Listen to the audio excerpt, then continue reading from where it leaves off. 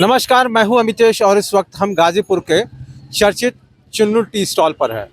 ये जगह चुनावी चर्चाओं के लिए मशहूर है।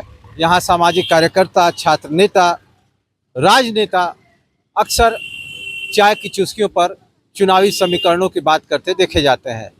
यहाँ आम लोग भी आते हैं और इसी क्रम में 2024 के चुनाव के बाबत लोगों की क्या राय है यह जानने के लिए हम चुन्नू टी स्टॉल पर पहुँचे हैं।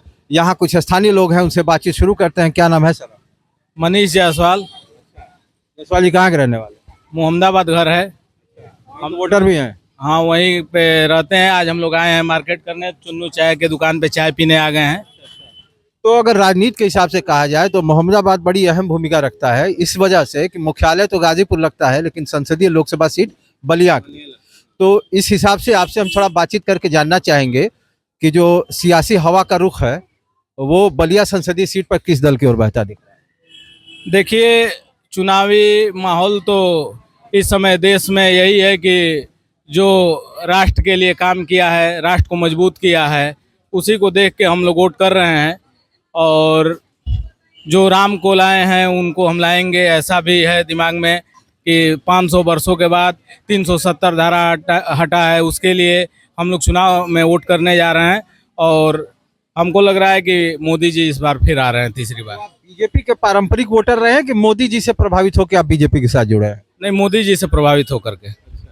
मोदी जी का काम अच्छा है, लीडर अच्छे हैं और पूरे भारत में उनके जैसा, पूरे भारत क्या दुनिया में वैसा लीडर नहीं है, इसलिए हम लोग मोदी जी को प्रभावित होकर उनके नाम पे वोट करते हैं साहब। हम तो बिजनेस ही करते हैं। तो हमारे साथ एक महिला भी हैं, इनसे भी बातचीत कर लेते हैं और जानने की कोशिश करते हैं कि आखिर आधी आबादी कहे जाने वाली महिलाओं के मन में 2024 के चुनाव को लेकर के क्या कुछ चल रहा है। अपना परिचय बताइए। सरिता जायसवाल। कहाँ की रहने वाले हैं सरिता जी? रोहली। क्या लग रहा है आपको चुनाव में 2024 को लेकर के? पति के विचारों से सहमत है या कुछ उससे अलहदा आपकी सोच? नहीं सहमत है। अच्छा, मोदी जी हम लोग के लिए बहुत अच्छा काम किए हैं, लेडीज लोग के लिए और अच्छा काम किए हैं। आपके हस्बैंड मोदी समर्थक हैं इसलिए आप कह रही हैं कि आप महसूस कर? हम लोग महसूस करके कर रहे हैं, समर्थक से नहीं मतलब है। वो काम ही अच्छा कर रहे हैं मोदी जी।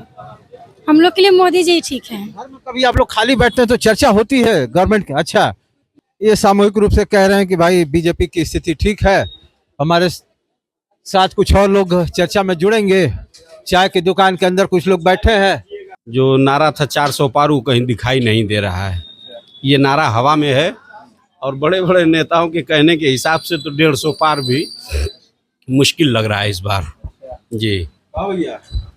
आमलेटवा ठीक बनीले बना? एक नंबर बनाना बना भैया, एक नंबर बा। अरे बा चुनाव बतिया लिया जाए। हाँ, क्या बतिया लेता लगा था चुनाव के। वही ई का ई बा हम लेटर बा ए पर बड़ा बने जा मोदी जी की सरकार बाटे। हाँ, ऐसे पेट भरा था। कितने वोटवा दिया? अब जेकर अब अमलेटवा से बढ़ के जेकर रही वही सन दे आई। अब नौकरी मिलते नहीं खे का कर ले वोटवा देबा ना? हाँ, देवल जाए। अब जे नौकरी दे वोट देवल जाए। के तरह हिसाब से नौकरी दे? जे दे वाला होके अब सामने आई ना। तवर निकल के लगा। हाँ भाई, ना कर भैया। 1 जून के बुधवार बजे तब मिजाज बनेगा। क्या परिचय भैया? अश्विनी श्रीवास्तव, राष्ट्र गाजीपुर। और हम भी आप ही की तरह मीडिया के बंधु हैं, तो डायरेक्टली कमेंट रिपोर्टिंग कर रहे हैं ना? रिपोर्टिंग चल रही है। रिपोर्टिंग से क्या छन के आ रहा है? रिपोर्टिंग में एक चीज़ देखने को ये मिल रहा है कि जो गाजीपुर के लोगों का रुझान है, इसमें 60-40 का मामला रेशियो चल रहा। अगर इसको जस्टिफाई अगर किया जाए कि लोग किसके तरफ ज़्यादा रुझान कर रहे हैं, तो इसमें 2 समुदाय आ रहे हैं। एक तो कोई जाति विशेष, व्यक्ति विशेष को लेकर के पूरी तरीके से तैयार है, और दूसरा एक ऐसा समाज है कि जो देखा जाए तो विकास के ऊपर बात कर रहा, देश की नीतियों के ऊपर बात कर रहा। लेकिन गाजीपुर के डिसीजन इस बार की जो फाइट होनी है बहुत टफ होने वाली है। गाजीपुर को कोई डायरेक्ट ये नहीं। ठीक है, आप बता रहे जरा। एक मेरा थोड़ा सा एक जिज्ञासा है। आप फील्ड में घूम रहे हैं और कई जगह गए होंगे, थोड़ा प्रकाश डालिए मेरी इस जिज्ञासा को। हो सकता है कि कुछ एक मुकाम मिले। इस बार का वोटर बहुत साइलेंट है और चाहे ग्रामीण इलाका हो, शहरी इलाका हो, कोई खुल करके ये बताने को तैयार नहीं है कि वो किस आइडियोलॉजी के साथ है। क्या आप भी ऐसा महसूस कर रहे हैं? क्या ऐसा देखा जाए कि अभी भी एक से ज्यादा 7 से 8 दिन आपके चुनाव में बचा हुआ है।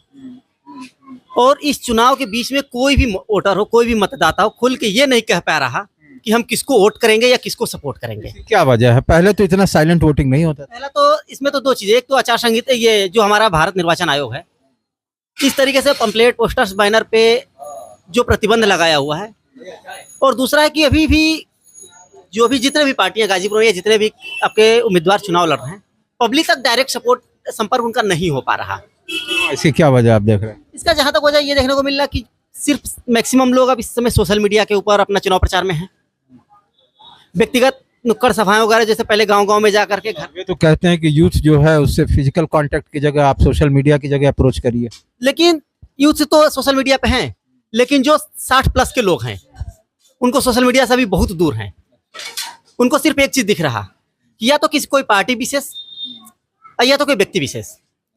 उनके तरह अगर फिजिकल सपोर्ट की, अगर फिजिकल पहुंच की बात किया जाए तो अभी भी बहुत ही पीछे है। अब एक दूसरे के माउथ मीडिया के माध्यम से लोग सपोर्ट कर पा रहे, समझ पा रहे हैं कि हमें किसको वोट करना है। इस बार के चुनाव में गाजीपुर में 2 या 3 प्रत्याशी के अलावा किसी भी प्रत्याशी को लोग नाम तक नहीं सुन पा रहे हैं, समझ नहीं पा रहे हैं कि ये भी एक प्रत्याशी हैं। अभी बसपा के जो प्रत्याशी हैं हमारे गाजीपुर से, उनको बहुत सारे लोग ऐसे कि नाम तक नहीं सुना है। कितने लोगों को ये भी नहीं पता कि बसपा ये चुनाव भी लड़ रही, ये फैक्ट है। चलिए, ये एक सज्जन थे जिनसे हमने बातचीत की, कुछ पॉलिटिकल इंसाइट लेने की कोशिश की। अब बाहर भी कुछ लोग बेंच पे बैठे हैं, इनको भी शामिल कर लिया जाए। क्या नाम है भैया?